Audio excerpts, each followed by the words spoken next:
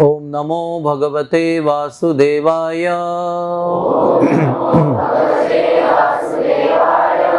ओम नमो भगवते वासुदेवाय।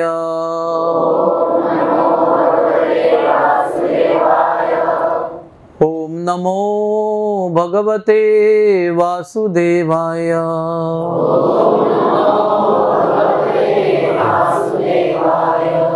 हरे कृष्णा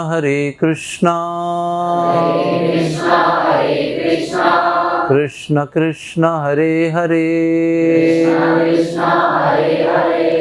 हरे राम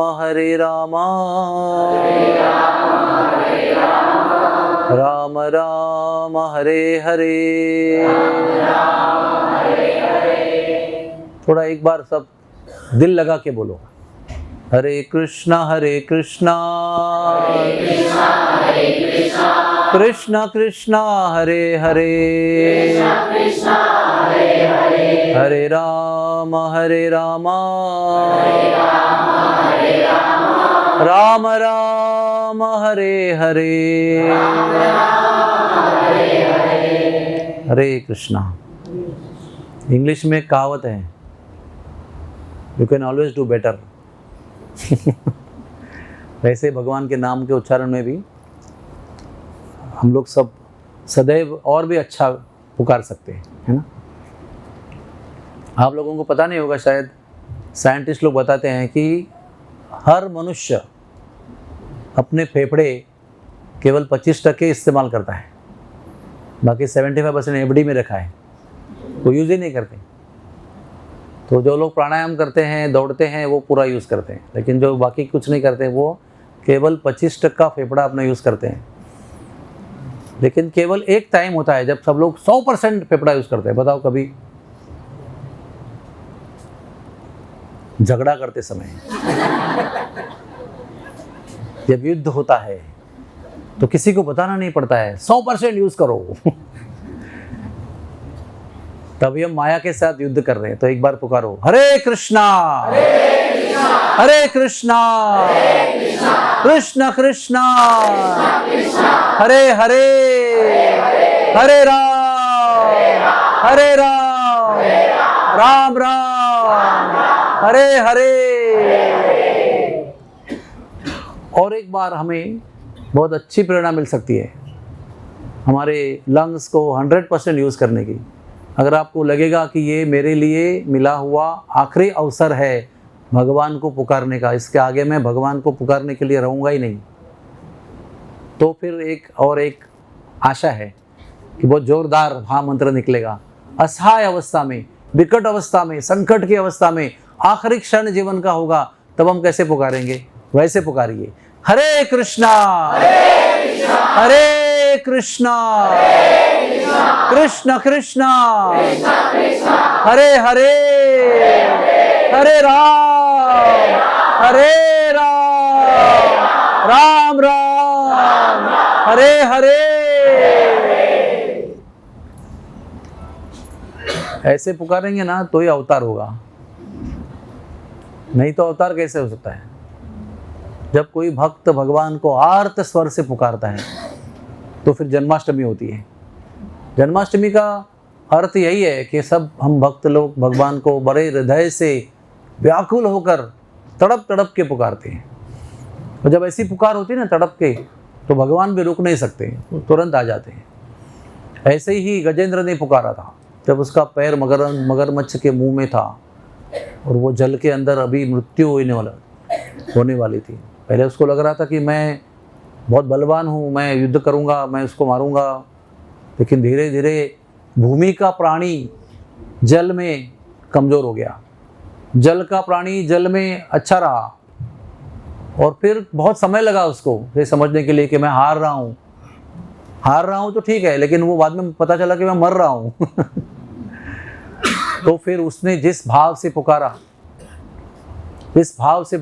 थोड़ा सोच लो भगवान ने क्या किया उसके प्रतिसाद में।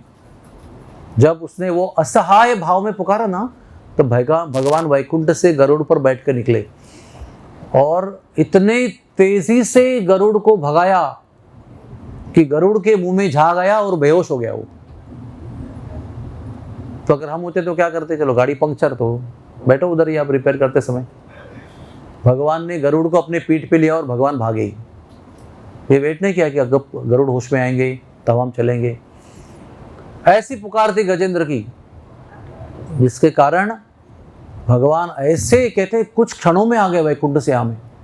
और आधे रास्ते में ये घटना भी हुई तो गरुड़ को पीठ पर लेकर आए। मैं बहुत अचंभित रहता हूँ इसको, जब भी पढ़ता हूँ, जब भी कहता हूँ कि कितनी कशिश होगी उस व्यक्ति की पुकारने में, और कितना प्रेम होगा हमारे भगवान में अपने भक्त के प्रति, जो असहाय होकर पुकारता है।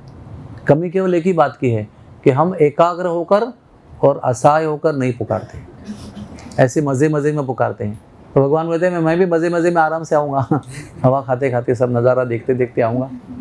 आप अगर पुकारेंगे तो मैं नज़ारा नहीं दिखूँगा, हवा नहीं खाते आऊँगा, भाग के आऊँगा। और हम सबको पता होना चाहिए कि हमारे भगवान जो है ना, हमें उनको जितनी मिलने की इच्छा है उससे करोड़ों गुना उन्हें हमें मिलने की इच्छा है। हमें मिलने की जितनी आतुरता है, जितनी उत्सुकता है, जितनी तड़प है, उसके करोड़ों गुना उन्हें हमें मिलने की आतुरता है, उत्सुकता है और तड़प है। हम एक कदम उठाएंगे तो भी एक कदम उठाएंगे, लेकिन उनका कदम और हमारा कदम में बहुत सारा अंतर है। वो विभु है, हम अणु हैं। जब वे रिस्पॉन्स देते हैं तो वो भयंकर शक्तिशाली और प्रभावी होता है। इसलिए कहते हैं पुकार जो है ना वही आवश्यक है, और पुकार ही भगवान को खींचती है, क्योंकि वो भाव के भूखे हैं। वो आपकी वॉल्यूम कितनी आवाज़ की है और वो कितने डेसिबल की है और वो कहाँ तक पहुँचेगी, कहाँ तक सुनेगी। भगवान हृदय की आवाज़ सुनते हैं और वो सूक्ष्म होती है, उसके लिए डेसिबल की आवश्यकता नहीं होती, लेकिन वो हृदय से होनी चाहिए और असहाय होनी चाहिए कि अब हमारा कोई नहीं है, अब लिया सहारा तेरा, अब कोई नहीं है मेरा, तो वो आएंगे। तो आज जन्माष्टमी है, सबको बड़ी बड़ी धूमधाम से बधाई है। जन्माष्टमी और आनंद का उत्सव है, और मंदिर में तो हम मना चुके हैं, तो यहाँ पर क्यों मना रहे हैं? इसका कारण है कि हो सकता है मंदिर में आप सब लोग नहीं गए होंगे, और भक्ति वेदांत अस्पताल के वास्तु में, भक्ति वेदांत अस्पताल के परिवार के साथ हम लोगों को एक साथ भगवान की जन्माष्टमी मनाने का मौका, अवसर प्राप्त होना चाहिए। इससे उद्देश्य ये पुनः प्रपंच।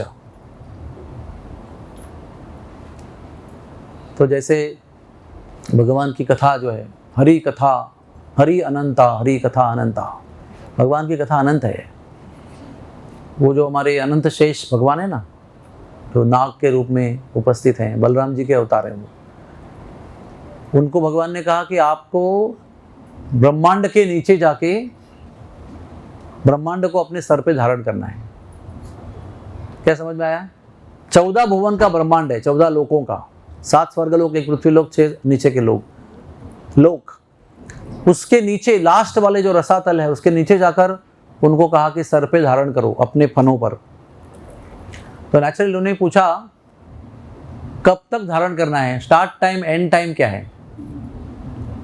तो भगवान ने कहा कि आप मेरा नाम और मेरा गौरव और मेरी लीला गुणगान करना शुरू करो।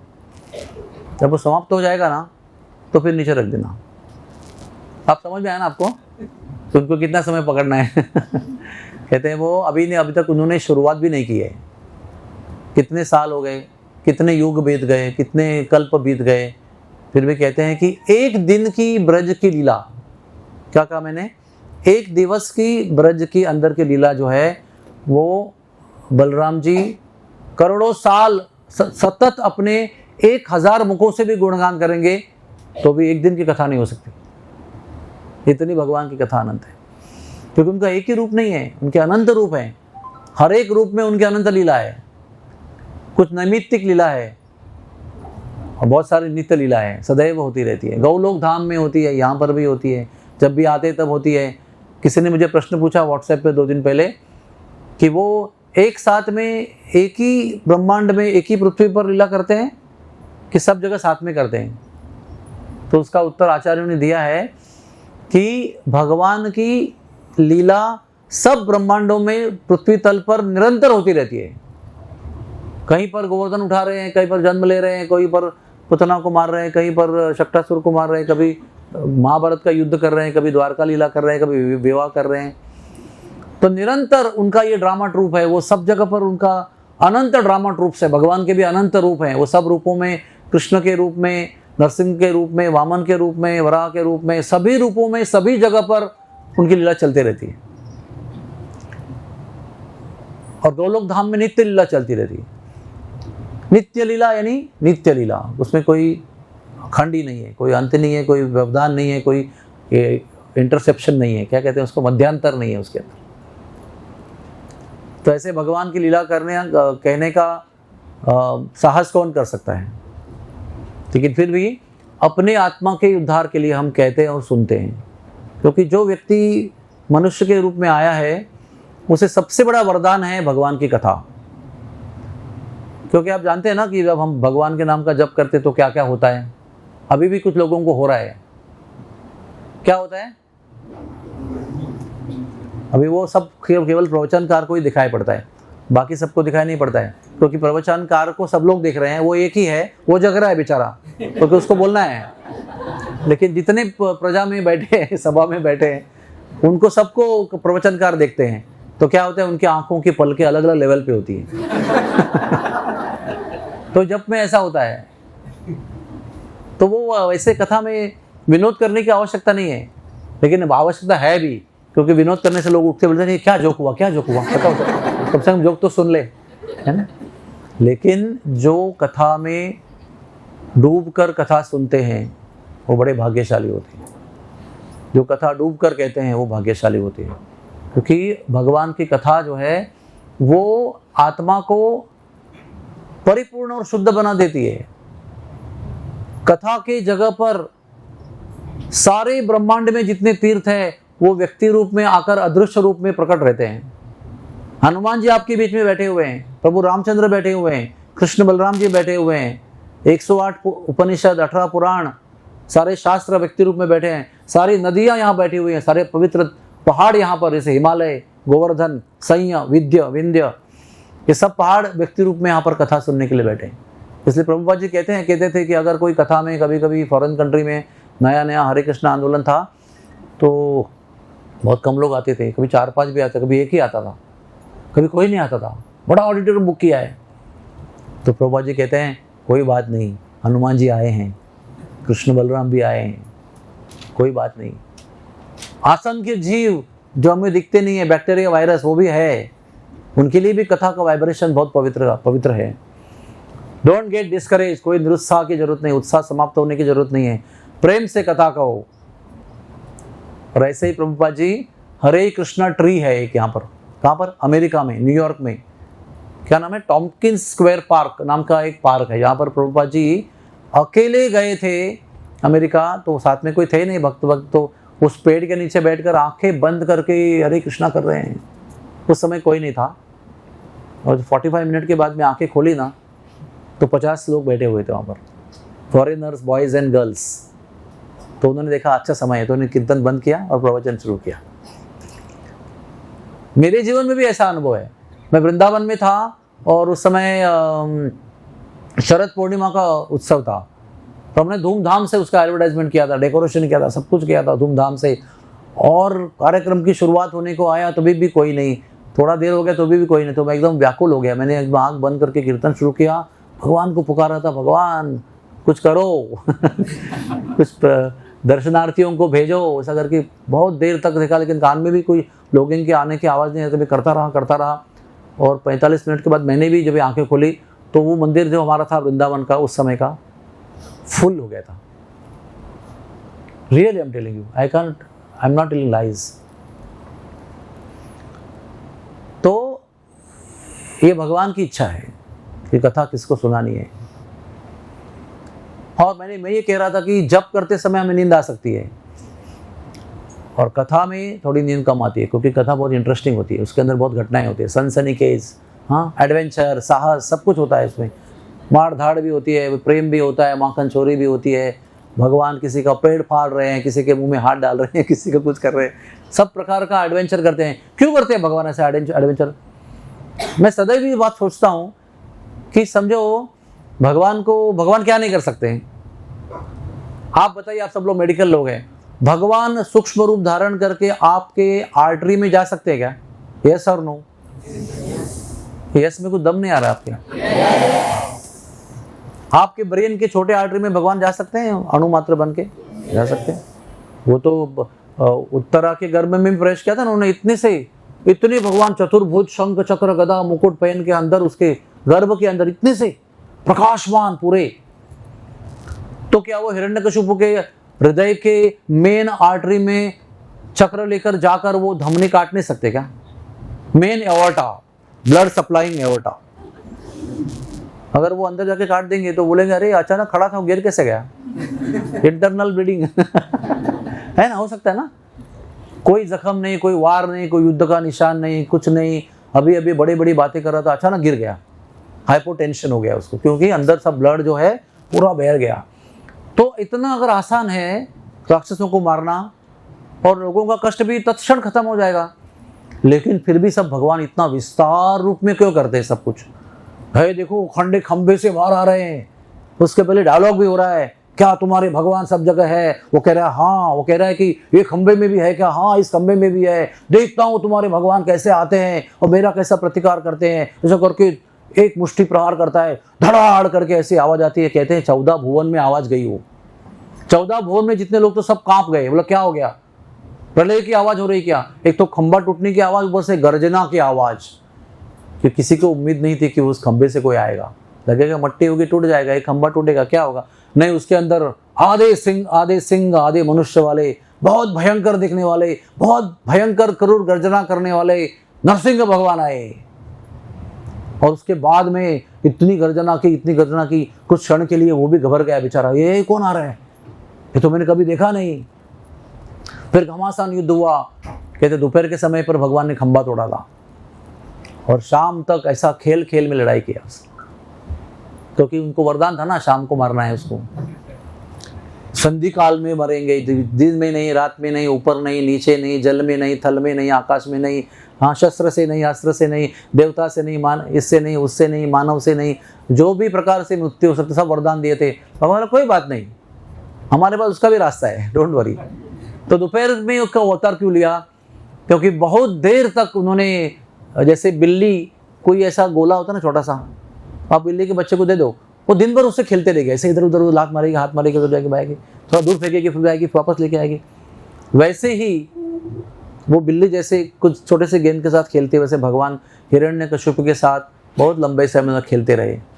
और जब समय आया तो फिर उधर गए और जमीन पर नहीं, वो पैर का आसन बना दिया, हाँ, और दिन में नहीं, रात में नहीं, संधि काल में, फिर उसके बाद में शस्त्र से नहीं, अस्त्र से नहीं, तो नाखून से, और नर से नहीं, जानवर से नहीं, तो आधा सिंह आधा मानव, नरसिंह, ऐसे पूरा कंडीशन रखे, ब्रह्मा जी का पूरा आदर रखे, ऐसा समय ढूंढ के निकाला, मार डाला। इससे क्या हुआ? हमें बोलने के लिए बहुत लंबी कथा मिली और आपको सुनने के लिए भी लंबी कथा मिली। थोड़ा सा आप लोग को, सबको ना एडवेंचर की जरूरत होती है। हम बोलेंगे, वो बोला खंबे में है, बोला है, उसने बोला खंबे में हाथ मारा, बाहर आए, हिरण्यकशिपु को मार दिया, खत्म हो गया। ये भी कथा ही है, इसमें कुछ गलत नहीं है, सब सत्य है। लेकिन आपको आनंद आएगा क्या? 3 मिनट में कथा समाप्त हो जाएगी, बोला महाप्रसादे गोविंदे। सब्सटेंस चाहिए कथा में। भगवान ने उनको जब भी डाला ना इसके ऊपर, तो कैसा किया पता है आपको? 2 हाथ से उसको पकड़ा कि सटक न जाए कहीं, भाग के। एक हाथ सर पे रखा, एक हाथ जंघा पे रखा, ऐसा पकड़ के 2 8 भुजा लेकर आए थे ना, तो 8 भुजाओं को काम देना है ना, क्या ऐसा रखना है खड़े रखे, ऐसा पकड़ा, फिर 2 भुजाओं से फाड़ा, फिर 2 एक्स्ट्रा भुजाओं से उसकी आंतें निकाल कर गले में हार पहना दिया। देखो आप, ऐसा मतलब एक लगता है कितना घृणास्पद है, कितना भयंकर है, लेकिन जब लगता है कि इतना क्रूर आदमी है तो उसको भी उतने क्रूरता से मारना चाहिए। हाँ, तब लोगों को लगना चाहिए कि ये भगवान है, ये जिसकी भवें भी उठती है तो स्वर्ग लोक में सारे देवता कांपते हैं। ऐसे राक्षस को भगवान ने ऐसा फाड़ के मारा, उसके बाद में छोड़ा नहीं। उसके बाद पता है, ऐसे फाड़ा ना, अभी हो गया ना एक्सप्लोरेशन, एब्डोमिनल एक्सप्लोरेशन हो गया ना पूरा, तो ऐसा हाथ डाला नीचे, तो क्या निकला हाथ में? हार्ट। तो हार्ट को तोड़ा उन्होंने, और ऐसा फेंक दिया उसको। इतना क्रोध था उनको अपने भक्त को कष्ट देने वाले हिरण्यकशिपु के ऊपर। उसकी मृत्यु हो गई थी, लेकिन भगवान अभी भी इतनी गर्जना कर रहे हैं, उसको उठा के तोड़ के फेंक दिया। उसके बाद में भगवान ने अपने पैरों को ऐसा स्लिपरी बना दिया, ऐसे एंगल में बना दिया, पहले ऐसे थे ना, तो ऐसे कर दिया और उसको ढकेल दिया, वो जमीन पर गिर गया। अभी भी गर्जना कर रहे हैं, अभी भी उनका क्रोध शांत नहीं हो रहा है। इतना क्रोध तो उन्होंने यूज किया, लेकिन फिर भी क्रोधी। फिर उसके बाद हिरण्यकशिपु के सारे सैनिक, भाई बहन, सब लोग आ गए, मंत्री संतरी, सबको अपने नाखून से फाड़ दिया भगवान ने। सैकड़ों सैनिकों ने आक्रमण किया। आखिरी क्या कहते हैं ना, लास्ट चांस, अभी क्या है, डू और डाई। तो इतना बड़ा कथा क्यों बनाया? क्योंकि हम लोगों को सुनने को मिलेगा इसलिए। क्योंकि वो सब भगवान की लीला सुनने से हमारी आत्मा का शुद्धिकरण होता है और आत्मा का कल्याण होता है, और आत्मा के अंदर जो प्रेम छुपा हुआ है वो जग जाता है। इसलिए भगवान की दशम स्कंद में पूरी कथा सुनाने के पहले शुकदेव जी ने भागवत में ये सब कुछ बताया। वामन लीला, नरसिम्हा लीला, वराह लीला, मत्स्य लीला, कुर्म लीला, सब कुछ, रामचंद्र की लीला भी संक्षिप्त में बताई, ताकि हमको पता चले कि किसकी कथा हम अभी सुनने वाले हैं और उसमें अंतर क्या है इन कथा में और उन कथा में। वो कथा भगवान के रूप में करते हैं। नरसिंह भगवान भगवान के रूप में आए थे, ऐसे ही बालक के रूप में नहीं आए थे। कभी सुना है क्या आपने नरसिंह भगवान ने माखन चुराया? कभी सुना आपने? नरसिंह भगवान ने माता का स्तनपान किया। नरसिंह भगवान आकाश में जब बादल गड़गड़ाहट हुई तो भाग के माँ की गोद में गए डर के, ऐसा कभी सुना है क्या आपने? नहीं, वो तो भगवान है। वामन देव भी आए तो भगवान बनकर आए, ऐसा शरीर बनाया, 3 कदम उठाया तो पूरा ब्रह्मांड नाप लिया, और बोल रहे अभी मेरा तीसरा पैर कहाँ रखूं। ऐसा ऐश्वर्य के साथ कह रहे हैं। तीनों लोगों का स्वामी एक क्षण में भिखारी बन गया उनके सामने। अभी क्या करो, तीसरा पैर कहाँ रखो? ले सर पे रखो मेरे। तो ये सारी लीलाएं जो है 9 स्कंद में आती है, वो सारी भगवान के रूप में ऐश्वर्य के साथ, बल के साथ, गौरव के साथ, शौर्य के साथ, वीरता के साथ की हुई लीला है। फिर हमें बताया जाता है अभी वही व्यक्ति जो है वो विष्णु है, वो अनंत अवतार लेकर आते हैं। अभी वो एक बालक बनकर आने वाले हैं, ब्रज के बालक, गाय चराने वाले, माखन चुराने वाले, नटखट लीला करने वाले, झूठ बोलने वाले, शरारती करने वाले, माखन नहीं मिलेगा तो लघु शंका करने वाले, माखन नहीं मिलेगा तो किसी के बालक के कान में पानी डालने वाले, सोए हुए बालक को चिमटा निकालने वाले, ऐसे बन के आने वाले वो। और अगर आप ये सब ऐश्वर्य वाली लीला नहीं सुनेंगे तो लगेगा साधारण बालक है, लेकिन ये सब सुनेंगे और समझेंगे कि यही व्यक्ति अभी प्रेम लीला करने के लिए, खेलने के लिए आने वाले हैं। बाकी सब जगह भगवान जो है ना राज करते हैं भगवान, लेकिन वृंदावन में खेलने के लिए आते हैं। अपने समान, जैसे अपने जैसे लोग हैं ना, उनके समान, उनके बराबरी के लोग हैं, उनका ये ज्ञान छीन लेते हैं कि ये भगवान है। वो डिलीट कर देते हैं कि इनके दिमाग में वो ये व्यक्ति भगवान है, ये नॉलेज डिलीट करते हैं। फिर बचता क्या है? ये मेरा प्रेमी भक्त है, मतलब मेरा प्रेमी व्यक्ति है। कोई कहता है भाई है, कोई कहता है प्रियकर है, कोई कहता है बालक है, कोई कहता है फ्रेंड है। इस रूप में आते, किसी को पता नहीं है कि ये भगवान है। फिर भगवान इस प्लेटफॉर्म पर, इस अवस्था में उन सब के साथ खेलने के लिए फ्री हो जाते हैं। फिर वो खेलना शुरू करते हैं। तो इतनी मधुर मधुर लीला है। केवल वो सुनते समय हमको ध्यान रखना चाहिए कि ये बालक जैसे सामान्य होकर लीला करने वाले व्यक्ति भगवान है, ये भूलना नहीं चाहिए हमको। जो लीला कर रहे हैं उनके साथ वो सब भगवान ने नॉलेज डिलीट कर दिया, वो उनको भूलना ही उनका कर्तव्य है, उनको भूलना ही चाहिए। तो लीला कैसे करेंगे? भगवान खेलेंगे कैसे उनके साथ? तो खेलने के लिए योग्य बना दिया, भुलाकर फिर खेलना शुरू कर दिया, और उनका खेल हम देख रहे हैं, हम सुन रहे हैं। तो देखो, जन्म तो लिया सबको पता है, संक्षेप में मैं भी शॉर्ट लाइन बताता हूँ। कंस ने अत्याचार किया, पृथ्वी गाय बनकर ब्रह्मा के पास गई, ब्रह्मा जी उनको विष्णु के पास ले गए, विष्णु ने आश्वासन दिया हम आएंगे, राक्षसों का संहार करेंगे, आपका बर्डन खत्म करेंगे। भगवान फिर आए, वसुदेव और देवकी के 8वें पुत्र के रूप में आए। 6 बालकों का कंस ने वध किया। 7वां बालक बलराम जी आए, उनको यहाँ से वहाँ ट्रांसफर किया गया, देवकी के गर्भ से रोहिणी के गर्भ में। फिर उसके बाद में 8वें बालक के रूप में कृष्ण आए, फिर उनको भी ट्रांसफर किया गया। वसुदेव को कहा मुझे ले चलो, पहले 4 भुजा वाले बनकर आए बताने के लिए देवकी को, डरो मत, मैं भगवान हूं, मैं सब कुछ कर सकता हूं, तुम्हारे भय का निवारण कर सकता हूं, तुम जिससे डर रही हो उसका भी निवारण मैं कर सकता हूं, डोंट वरी। इसलिए भगवान ने उनको 4 भुजा वाला रूप दिखाया। फिर वो बोले नहीं नहीं नहीं, फिर भी आप 2 भुजा वाले बालक बन के आ जाओ, सामान्य बनकर, मुझे दूध भी पिलाना है आपको। भगवान ने भी कहा मुझे आपका स्तनपान करना है, तो वो भी कह रही है ये 4 भुजा वाले में स्तनपान कैसे कराऊंगा, उसके लिए योग्य बन के आओ। तो बालक बनकर आए, दूध पिलाया। फिर वसुदेव ने टोकरी में लिया, नदी पार किया, जमुना जी ने रास्ता दिया, फिर वहां पर गोकुल में छोड़ा, वहां की कन्या को लेके आए, वो सब आप जानते हैं। फिर 6 दिन में पुतना को मारा। याद दिला रहे हैं भगवान कि मैं 6 दिन के बालक के रूप में हूं, लेकिन केवल मेरे होठों को लगाकर मैंने उस 12 मील की लंबी पुतना का वध कर दिया। तो हमें याद दिला रहे हैं सुनने वालों को कि ये बालक है लेकिन ये भगवान है। फिर 3 महीने के हो गए तो थोड़े से पलट गए, है ना, बालक होता है ना, माइलस्टोन, टर्निंग ओवर। तो हर चीज़ वृंदावन धाम में कैसा ना हो, एक उत्सव बन जाता है। भगवान छिकेंगे तो भी उत्सव हो जाता है। तो टर्न हो गए तो उत्सव बनाया, अरे टर्न हो गए, वह ब्राह्मणों को बुलाओ, सबको बुलाओ, वंडी मागध, हाँ सबको बुलाओ, गाने वालों को, नाचने वालों को, बजाने वालों को, सबको दान दे दो, गाय दे दो, अलंकार दे दो, सबको नचाओ, म्यूजिक, डांस, एवरीथिंग, सबको दान दक्षिणा भोजन धूमधाम से बनाओ। तो बीच में बहुत बिजी हो गए सब लोग को रिसीव करने में। तो फिर बालक को ना एक बैलगाड़ी के नीचे एक थोड़ा सा पलना बनाया था, उस पर रख दिया। तो वो सो गया, दूध पिला के सो गया था। कुछ ही देर बाद में वापस भूख लगी। क्यों लगी पूछो मत, कि भगवान को लीला करनी है तो जब चाहे भूख लग सकती है, जब चाहे पेट भर सकता है, उनकी इच्छा है। तो फिर उन्होंने भूख लगी तो उठा बालक और ऐसे पैर झाड़ने लगा, तो उनके कोमल कोमल कोमल कोमल मक्खन जैसे मुलायम जो पैर हैं वो उस छकड़े को लगे, छकड़े को मतलब बैलगाड़ी को, पहिए को लगे, और धड़ाम करके गिर गया पूरा बर्तनों के साथ, पूरा टूट चकनाचूर हो गया। वो इतना भयंकर गिरा कि वो अगर बालक पे गिरता तो बालक भी नष्ट हो जाता, लेकिन बालक को कुछ नहीं हुआ, वो राक्षस का वध हो गया। 1 साल का बर्थडे आया उनका तो भी धूमधाम से मना रहे हैं सब। तभी राक्षस आया बवंडर बन के, साइक्लोन बन के आया। उसका नाम क्या था बताओ, क्या नाम था उसका? तृण आवर्त, जो तृण को आवर्त के रूप में, हाँ, साइक्लोन, चक्री बादल कहते हैं उसको, झंझावात कहते हैं, उस रूप में आए। भगवान को वो सब जगह धूल फैला के उठा के ले गया। भगवान ने वो अच्छा तरह से आराम से आसमान का सैर किया, सब जगह घूमे भगवान।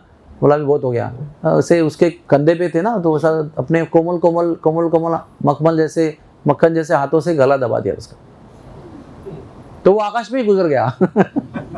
अभी गुजर गया तो उसका जो सारा टेक्निक था, स्किल था उड़ने का, सब खत्म हो गया। तो धड़ाम से गिरा पृथ्वी पर। उसकी आवाज से सब लोग भाग के आए, क्या हो गया? अरे बालक गायब, किधर है बालक? अरे बालक तो उधर है, उसके सर के ऊपर है। ये भगवान की लीला है। वो 6 महीने के होंगे, 1 साल के होंगे, 3 दिन के होंगे, जन्म के बाद तुरंत होंगे, भगवान ही रहते हैं और लीला भी वैसे ही करते हैं। तो आपको स्ट्रेट फास्ट फॉरवर्ड करके भी लेके आता हूं। अभी भगवान चलने लगे हैं।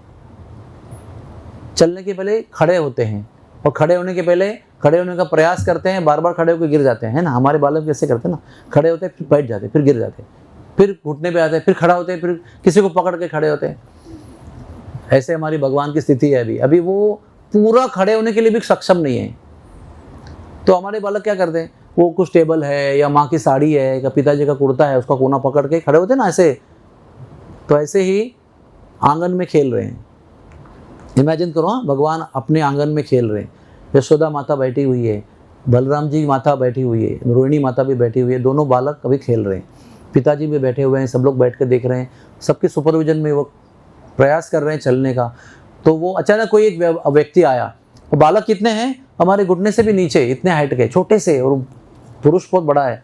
तो उसको लगा कि नंद बाबा ही आए होंगे। तो जाके उसके भाग के क्रॉल करके गए और धोती का कोने का, कुर्ते का कोना पकड़ा और पकड़ के खड़े हो गए ना। जब खींच के खड़े हो गए तो उसको पता चला कोई खींच रहा है।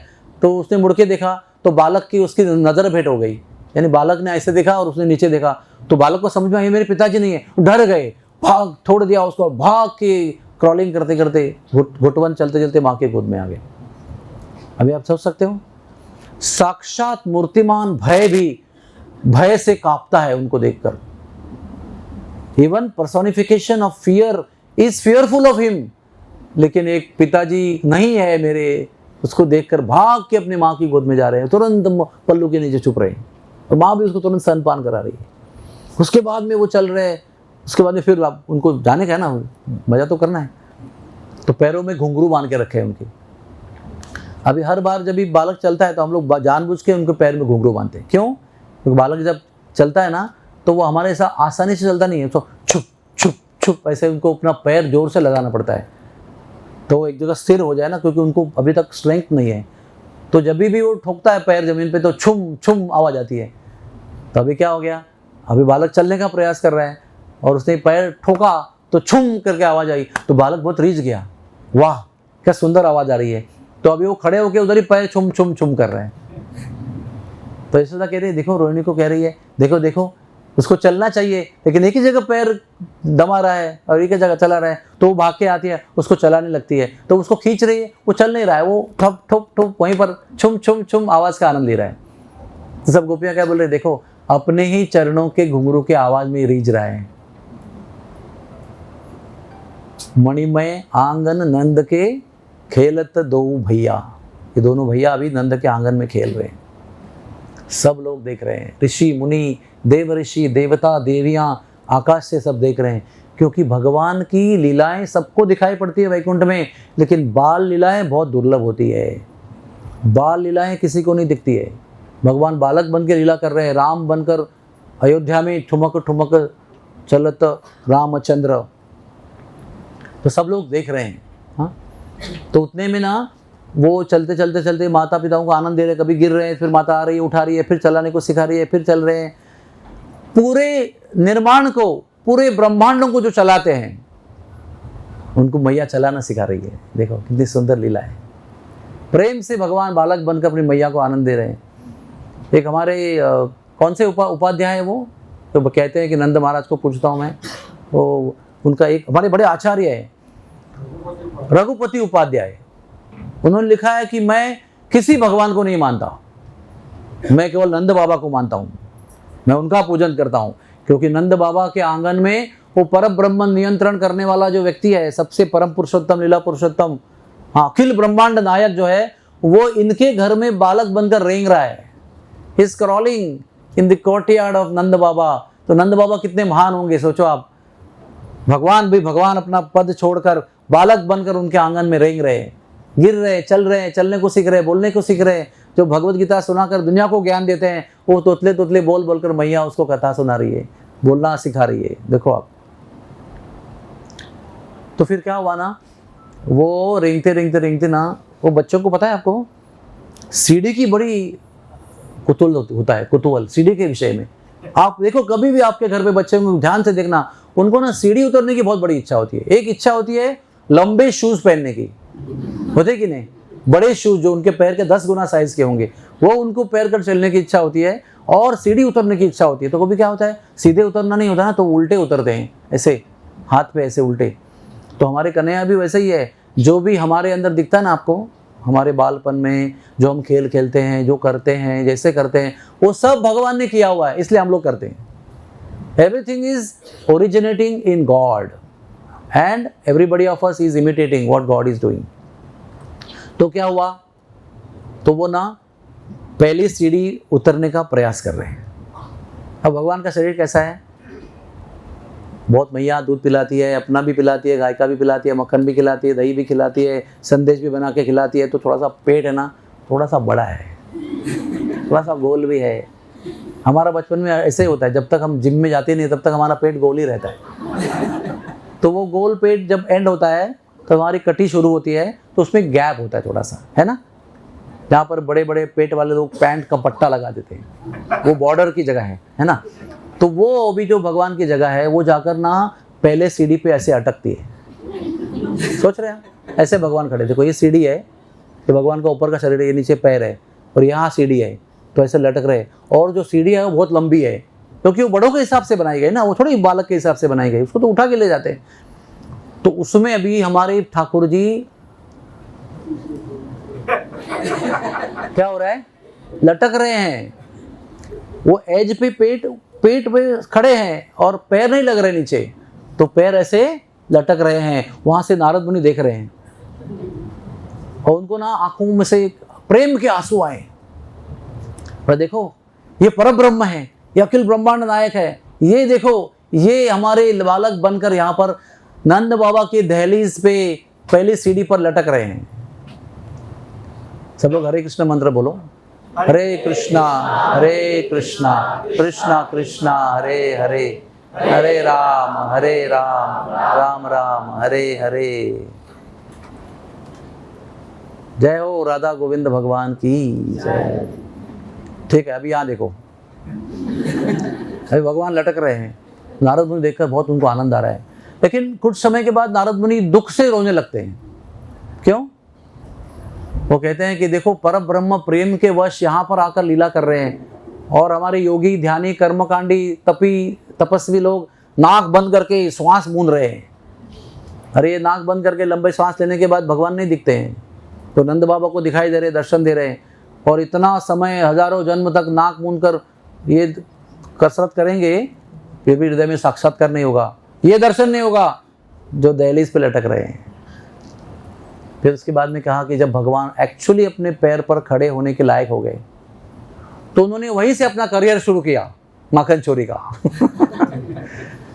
तो वो कहते हैं कि देखो मैं तो इतनी दूर से, भगवान क्यों आए उधर बताओ।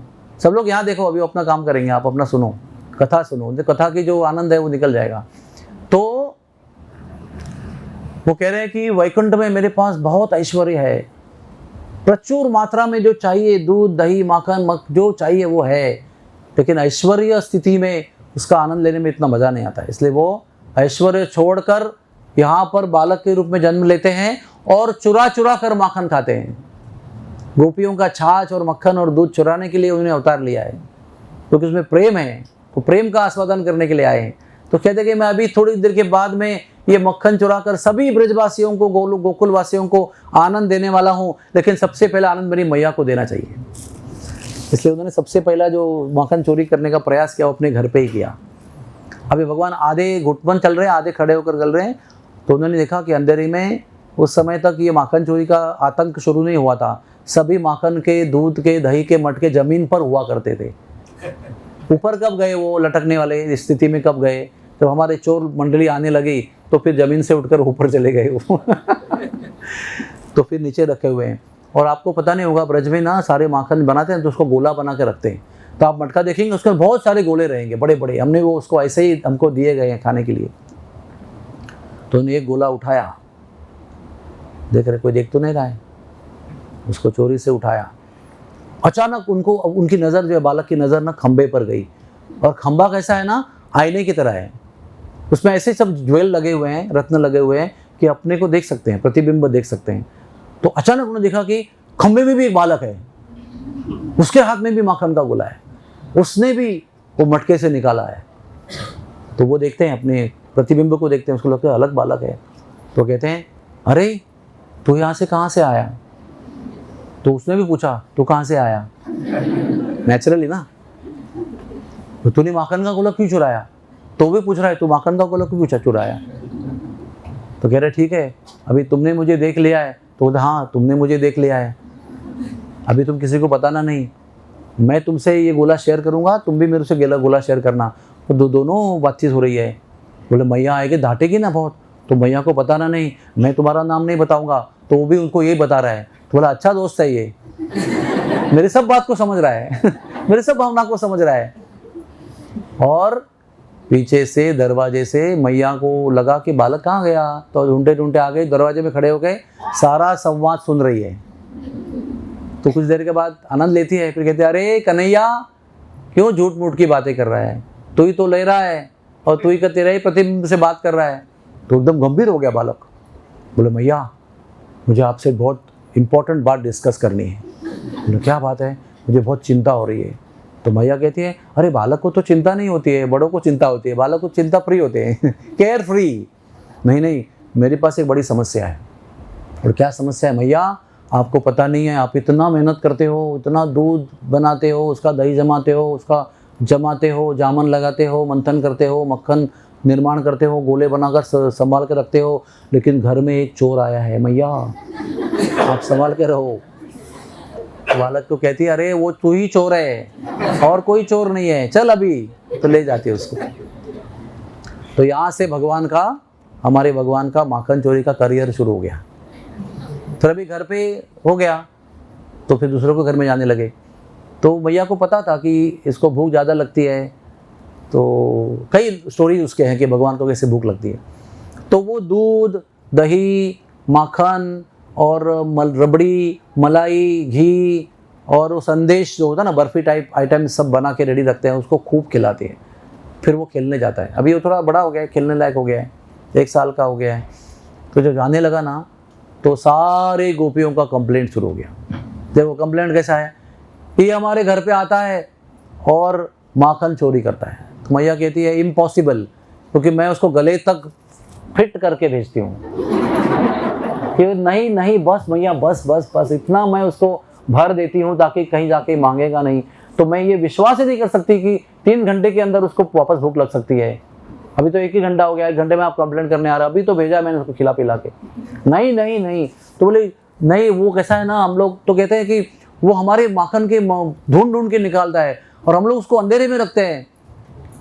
उसके शरीर में इतना प्रकाश है, हो सकता है जो अपनी ज्वेल्स रत्न के अलंकार पहने ना, उससे प्रकाश निकलता है, तो अंधेरे में सब दिखता है उसको। तो ठीक है फिर ऊंचा लटका के रखो। हाँ तो हमने ऊंचा लटका के भी रखा। तो कहते हैं बालकों के कंधे पर कभी उखल पे, कभी 2-4 लोगों के स्तर बनाकर मक्खन निकालता है, अंधेरे में भी दिखाई पड़ता है। तो बोले सब निकाल दूं क्या? तो निकाल के गया तो बोलते इसके शरीर से इतना प्रकाश निकलता है, तो ज्वेलरी निकाल के फायदा क्या है? अच्छा संभाल के रखो, ऊंचाई पे रखो, दूर रखो, ऊंचाई पे रखो, ऐसे सब सलाह दे रही है मैया। तो बोलता है कि जब भी उसको नहीं मिलता ना मक्खन, तो हमारे नन्हे नन्हे बालक जो पलने में सोए हैं उनको चिमटा निकालता है, उनके कान में पानी डालता है, और उसके बाद भी अगर उसको मक्खन नहीं मिलता है तो लघु शंका हॉल में करके चला जाता है। और भी बहुत कुछ करता है, या बता नहीं सकते हैं, लेकिन सब कुछ करते हैं जिससे आप पीड़ित हो सकते हैं।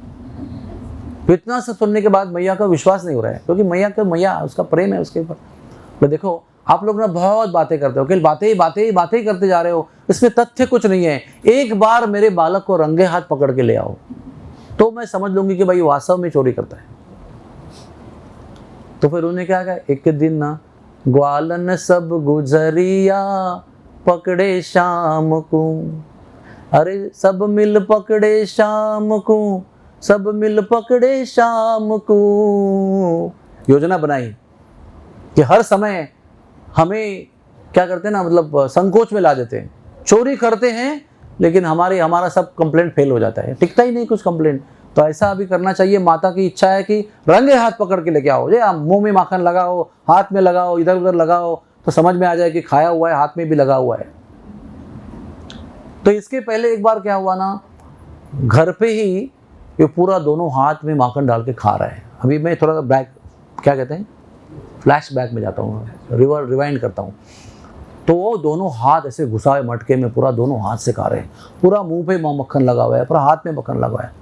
तो मैया आती है, अरे चोर तू माखन खा रहा है। बोले नहीं मैया मैं माखन नहीं खा रहा हूँ। तो फिर क्या कर रहे हो? मैया तुमने जो ये हीरे जवाहरात जो पहन के रखे ना, जो क्या कहते हैं, हीरे पासू माणिक जो ना बहुत गर्म होते हैं बाय नेचर, ये सब खड़े होते हैं ना वो हॉट होते हैं, हीरा भी बहुत गर्म होता है, इतने सारे पहन के रखे, हाथ मेरा मैया जल रहा था। तो मैंने सुना था किसी से बड़ों से कि जब ये जलता है ना तो मक्खन बहुत ठंडा होता है। तो मैंने मेरे हाथ डाले, हम माता जी आपको पता नहीं है, मुझे वास्तव में ठंडा लगा, इसलिए मुझे लगा कि अंदर रखने ही चाहिए उसके अंदर।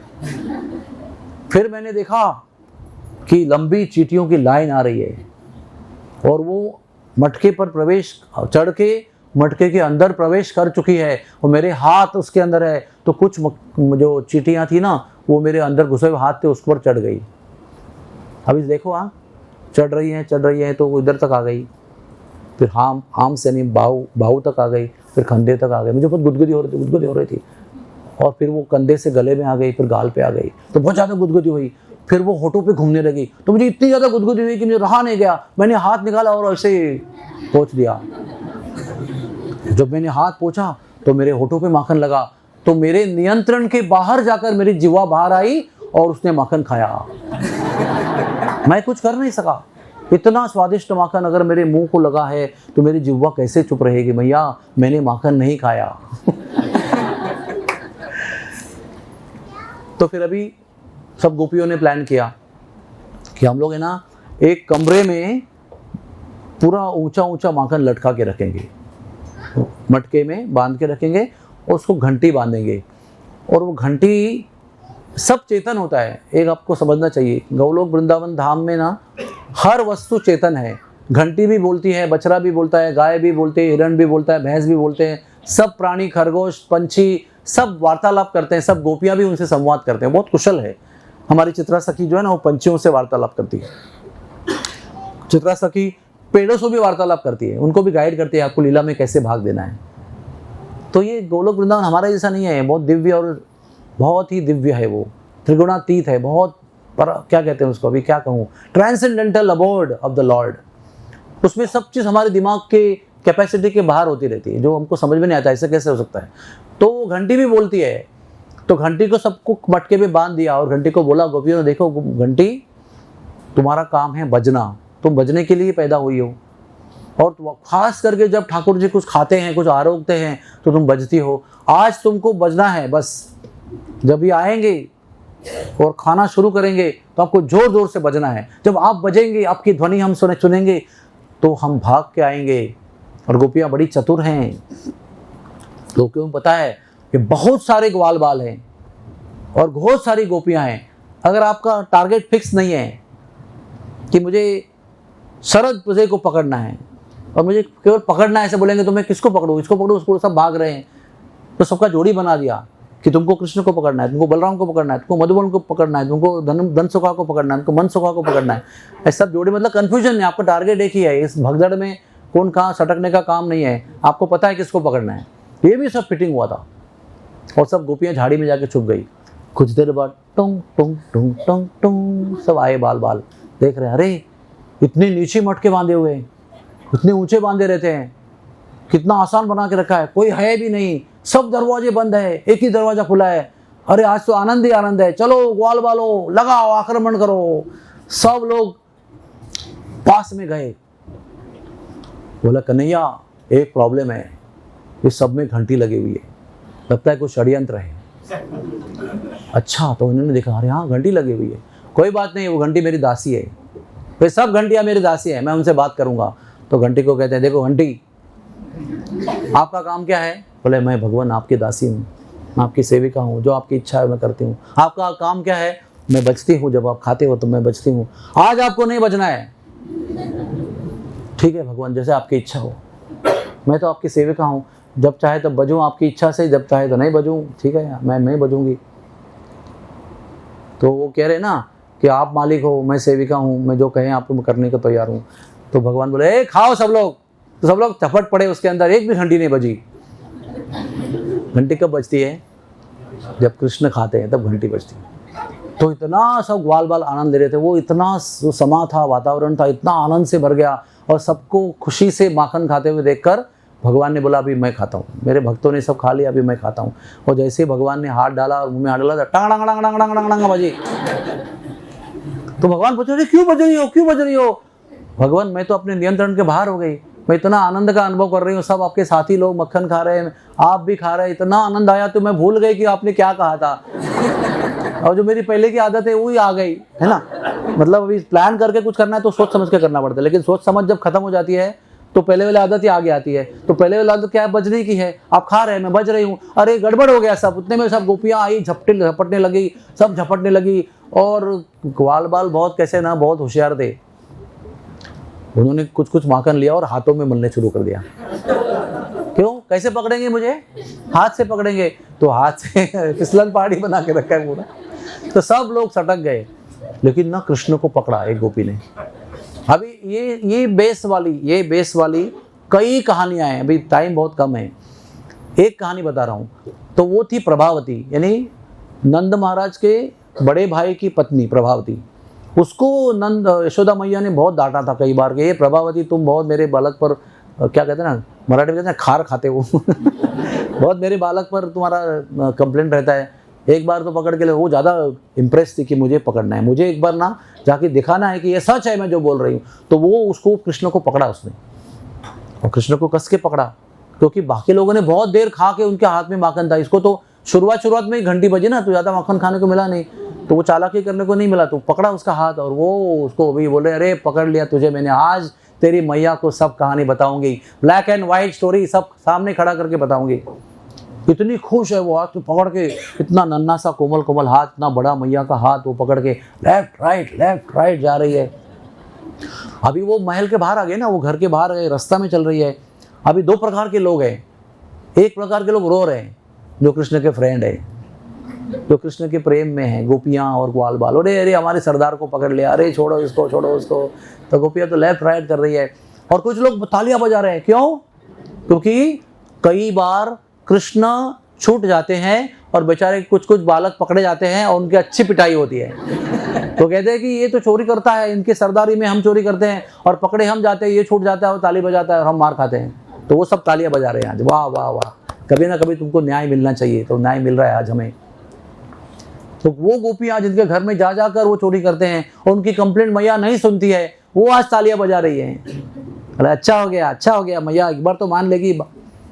तो फिर वो भी रोड पे ना, अभी देखो आप, लड़के भी खड़े हैं, लड़कियां भी खड़ी हैं, बुजुर्ग भी खड़े हैं, सब देख रहे हैं तमाशा। अरे मैया, वो क्या है, उसकी ताई जी है, ताई जी यानी बड़े ताऊ की बीवी है वो ताई जी। अभी बहुत संकोच हो रहा है मुझे, सब लोग देख रहे हैं, अभी कुछ ना कुछ करो। तो कम से कम तुम्हारा जो पल्लू है ना वो डाल देना मेरे सर पे ऊपर, मुझे बड़ी शर्म आ रही है, सब लोग ये देखकर ताली बजा रहे हैं, हंस रहे हैं। तो ठीक है, कोई प्रॉब्लम नहीं, हाथ तो मेरे हाथ में है, फिर पल्लू डालने से क्या दिक्कत है, तेरे पीछे ही तो है, पल्लू मेरे शरीर पे ही है, तो डाल दिया उसके ऊपर। फिर लेफ्ट राइट चल रहा है। फिर कुछ देर बाद कहता है, देखो ताई जी, ये हाथ है ना, देखो तुमने इतना कस के पकड़ा है, देखो इधर कस के पकड़ा है, देखो इधर कितना ब्लड जमा हो गया, देखो लाल हो गया। अभी समझो आपको मैंने ऐसा पकड़ा बहुत देर तक, तो बीपी लगाते ना, बीपी करते हैं ना, तो यहाँ पर सब नसें कड़क होते कि नहीं, पूरा हाथ में ब्लड जमता है कि नहीं, लगता है अरे डॉक्टर छोड़ो जल्दी छोड़ो, अच्छा लगता है बहुत, वापस ब्लड आ गया। तो वह देख रहा है, बोल रहा है, देखो कितना खून जमा हो रहा है, दर्द हो रहा है, थोड़ा तो हाथ लूज पकड़ो। तो उसको पता है कि हाथ लूज करो तो भाग जाएगा निकल के, तो फिर एक काम करो ना, हाथ बदल लो ना मेरा, थोड़ा ये हाथ रिलीव हो जाएगा, मेरा दूसरा हाथ तो है ना, पकड़ो उसको। ये भी डिस्कशन चल रहा है, कन्वर्सेशन चल रहा है बहुत। अभी कृष्ण के बहुत चालू है ना, वो कांस्टेंट बातें कर रहे हैं उससे, नेगोशिएट कर रहे हैं क्या करने की, निकलने का मौका तो छोड़ नहीं रही है वो, बोले एक बार पकड़ा है छोड़ूंगा नहीं। तो उतने में ना, ये जब आखिरी बात हुई ना कि हाथ छोड़ो नहीं, हाथ बदलो, तो वो राजी हो गई। तो उसने में एक अपने दोस्त को, जो उसका ही लड़का है, प्रभावती का ही लड़का है, उसको इशारा किया, तो आजा अंदर। तो बेचारा पल्लू के अंदर आ गया। तो इसको कैसे नहीं पता चला, क्योंकि आगे जा रही है ना, ये उसके पीछे है, पल्लू भी उसके पीछे ढक रहा है, तो पीछे से घुस गया वो पल्लू के अंदर। और जैसे ही वो आवेग में, आनंद में उसने हाथ चेंज किया, तो उसने प्रभावती के बालक का हाथ उसके हाथ में दिया और वो उधर बैठ गया नीचे जमीन पे। अभी वो बहुत लंबी है, वो जमीन पे बैठ गया, तो अपने वो उसी हाइट पे चल रही है ना वो, तो बैठ गया। सब लोग चल गए, किसी को दिखाई नहीं पड़ा। ये पीछे से जब आगे चले गए सब लोग, पीछे से उठा, भाग के अपने घर गया। मैया बड़ी भूख लग रही है, माखन खिला दो। अरे मैया बोले बड़ा खेल के थक के आया है, जल्दी जल्दी माखन खिलाया, गोद लिया, स्तनपान कराया। बोले भैया बड़ी नींद आ रही है, सो गया।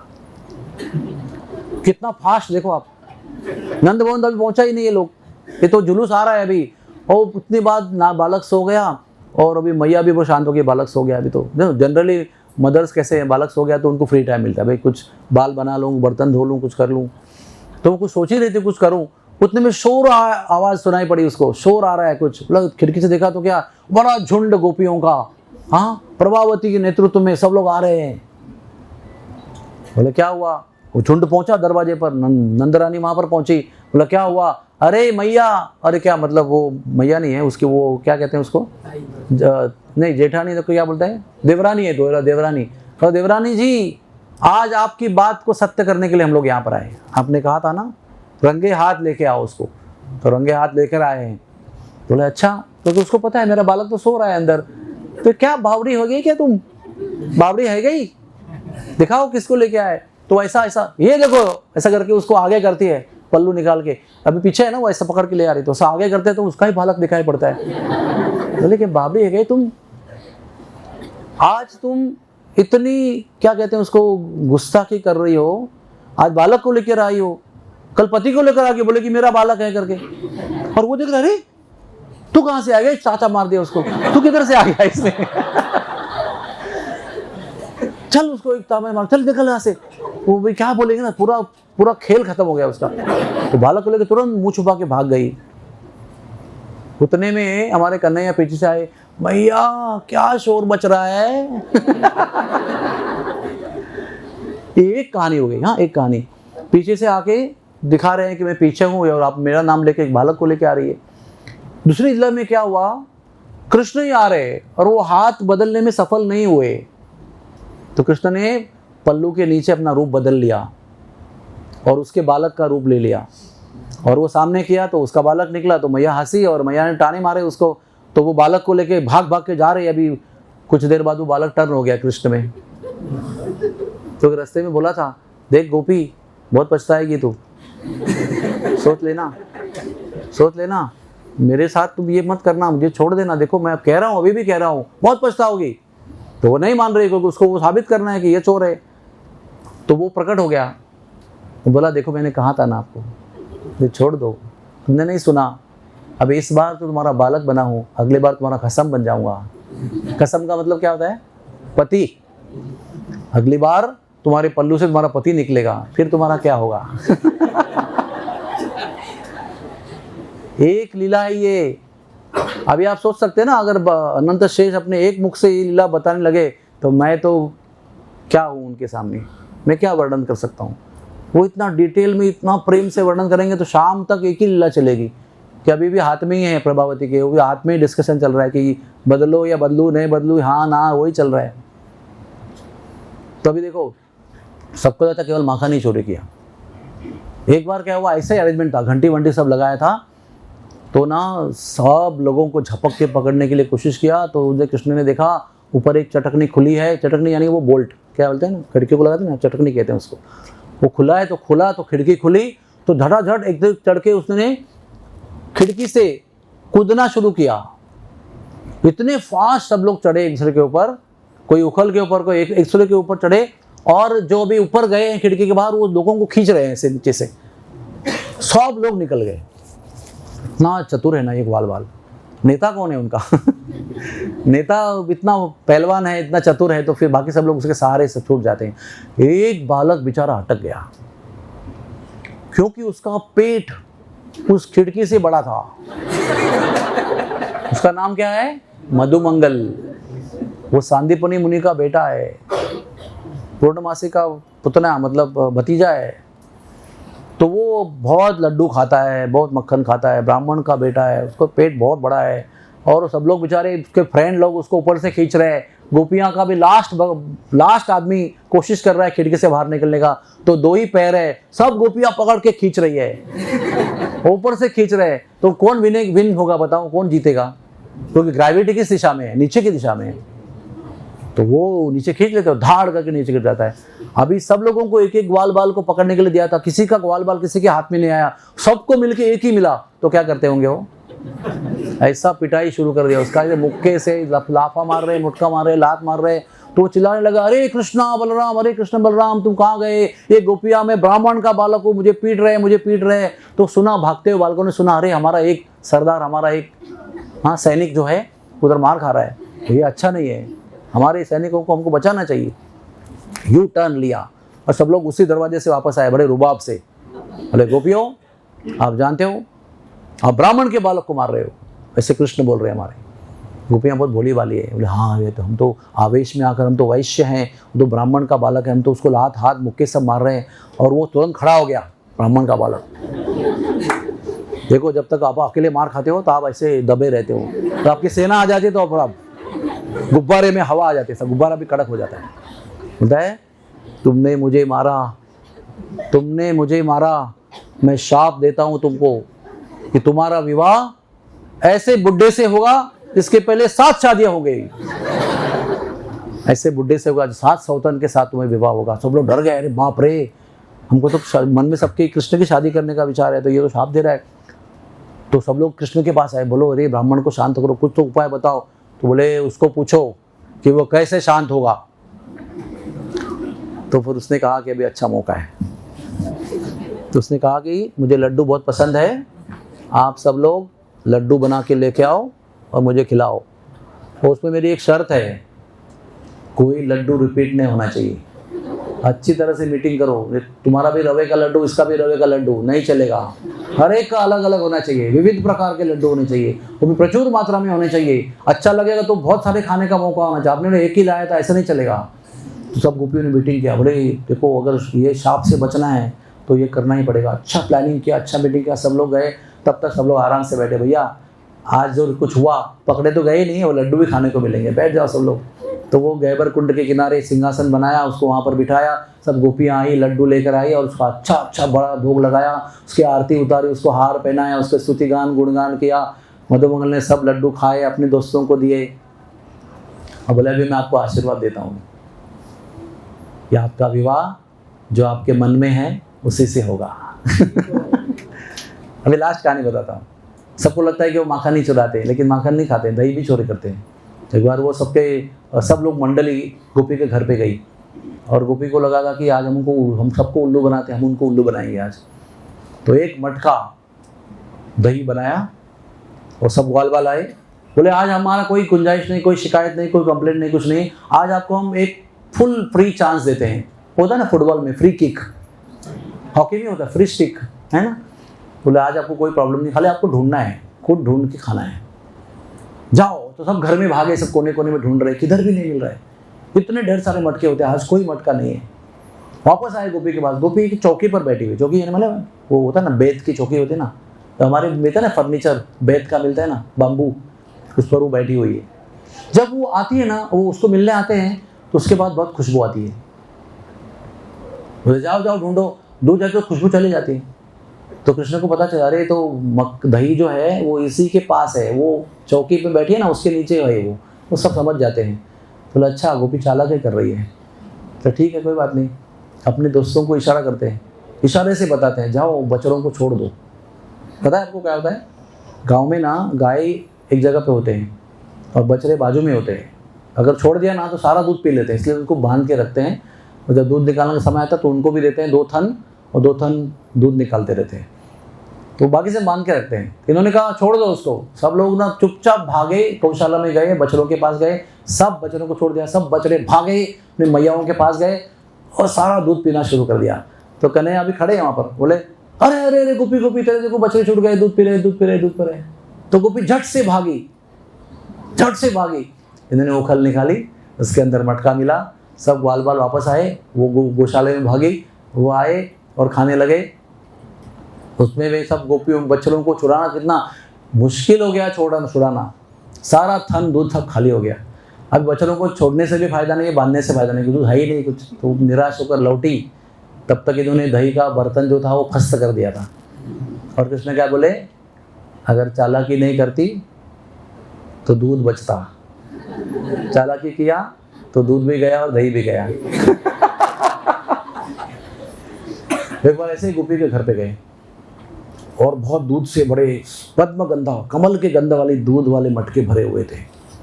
तो सारे ग्वाल बाल आक्रमण करो, सब लोग पी रहे कैसे ना, वो कैसे ना जब जल्दी जल्दी पीना होता है ना तो बहुत घाल में भी भरते हैं। तो उतने में गोपी आ गई भाग के, बहुत सारी गोपी आ गई, बोले पकड़ो उसको पकड़ो। तो सब लोग ऐसे घटाघट पी रहे, तो उसको गाल में।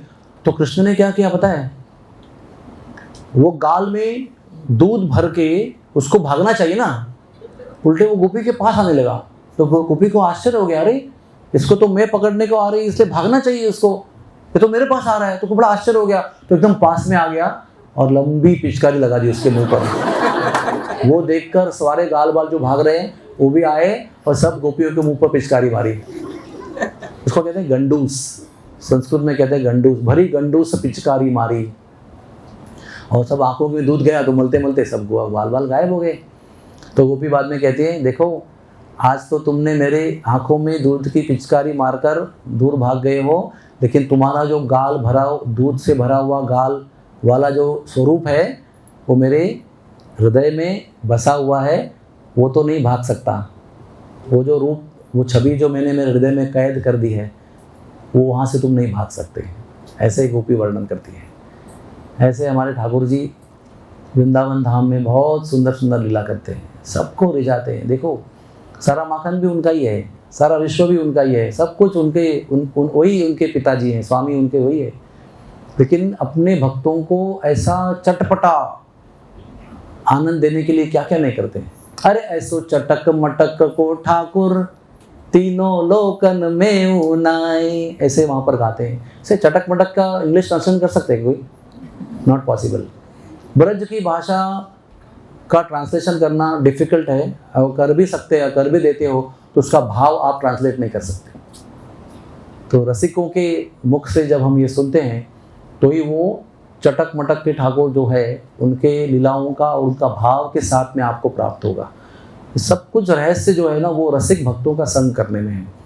तो रसिक भक्तों का संग करते हैं तो ये सारे भाव का हमें अनुभव होता है। तो फिर पता चलता है कि ठाकुर जी का कथा का श्रवण करना, ठाकुर जी के व्यक्तित्व के विषय में सुनना, गुणगान करना, गुण गौरव करना, ये कितनी आनंददायी वस्तु है।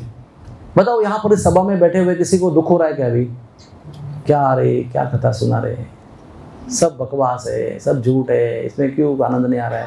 कुछ ऐसे बताओ जिसमें धन अधिक कमाया जाए, हमारी इज्जत बढ़े, हमारा प्रमोशन हो जाए, हमारे इंक्रीमेंट बढ़े, उसके बारे में तो कुछ आनंद आएगा सुनने के लिए? नहीं। सबको आनंद आ रहा है, मैं गारंटी दे रहा हूँ, यहाँ से बता रहा हूँ, क्योंकि वो कथाएं जो है वो ठाकुर जी की कथाएं, कृष्ण की कथाएं। उसको सुनने से ही आत्मा में आनंद का अनुभव होता है अभी, और उसको सुनने से ही बाद में मोक्ष प्राप्त होगा, कृष्ण की प्राप्ति होगी। हमें मोक्ष भी नहीं चाहिए, हमें कृष्ण चाहिए, और वो भी प्राप्त कराने की क्षमता इन कथाओं में है। इसलिए ये सब प्रयोजन है। जन्माष्टमी, अभिषेक, प्रसाद, ड्रामा, नाटिका, ये न केन प्रकारेण मन कृष्ण निवेशयेत्। कैसे भी करके नाटिका के माध्यम से, कीर्तन के माध्यम से, अभिषेक के माध्यम से, प्रसाद के माध्यम से, अनंत माध्यम से उसके प्रति प्रेम निर्माण हो जाए, ये हमारा प्रयोजन है, ये संतों का प्रयोजन है, यही भगवान का प्रयोजन है। So let us all always remain in Krishna consciousness. सब लोग कृष्ण भावना में रहिए, जीवन को धन्य बनाइए। भगे संसार प्रपंच तो चलते रहता है, भगवान का नाम लीजिए, रोज उनकी कथा सुनिए। ऐसा दिन नहीं जाना चाहिए जब आपने भगवान की कथा नहीं सुनी है, क्योंकि वो दिन बहुत खाली और बोरिंग और टेंशन में जाता है। वो सारे दुखों की मात्रा एक ही है, भगवान की कथा, भगवान का नाम। और भगवान की कथा ही आपको भगवान नाम में रुचि देगी। भगवान की कथा से ही उनके प्रति आकर्षण होकर उनके नाम में जप करने में आपको रुचि, आसक्ति निर्माण हो जाएगी। बोलो हरे कृष्णा। देखो यू कैन डू बेटर, मैंने बताया ना आपको, you can always do better. Hare Krishna Hare Krishna Krishna Krishna Hare Hare, Hare Ram Ram Ram Hare Hare. बोलो श्री कृष्ण भगवान की, जन्माष्टमी महामहोत्सव की निताई गौ प्रेमानंदे। बोलो जय जय श्री राधे श्याम।